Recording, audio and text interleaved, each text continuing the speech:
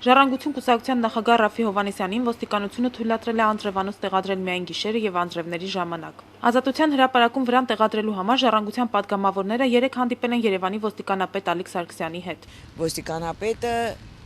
խոստացավ մեր խնդիրը ընդամենը հովանոց, անձրևանոց տեղադրելու եւ գիշերը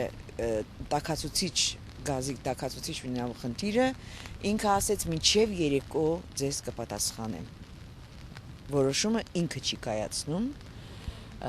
եզրակացնում ենք, թե որտեղ է կայացնում որոշումը։ Ոստիկանությունից միայն 3 ուշ երեկոյան են զանգահարել եւ падգամավորներին տեղեկացրել, թե թույլատրվում է անձրևանոց եւ գազի տաքացուցիչ տեղադրել հրապարակում, սակայն այդ ժամին հնարավոր չի եղել անձրևանոց գնալ։ Պարոն Հովհաննիսյանը գիշերը այս վիճակում է քնել, այստեղ 2 կիսա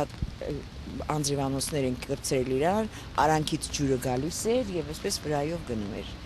Այսուհետ հանրապետության նախագահը ոչ մեկին թող զզվելի չասի, ոչ մեկին անբարոյական չասի, որովհետև այդ զզվելիներն ու անբարոյականները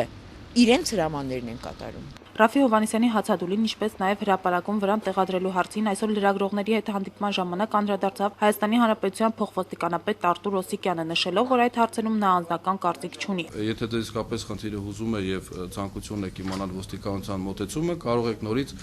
հաստատ կստանաք, դուք դիմել մեր լրատվության ծառայությանը, ոստիկանության պաշտոնական դիրքորոշումը այդ հարցի շուրջ կստանաք։ Սուսաննա Պողոսյան, Հովսեփ Հովսեփյան, IPV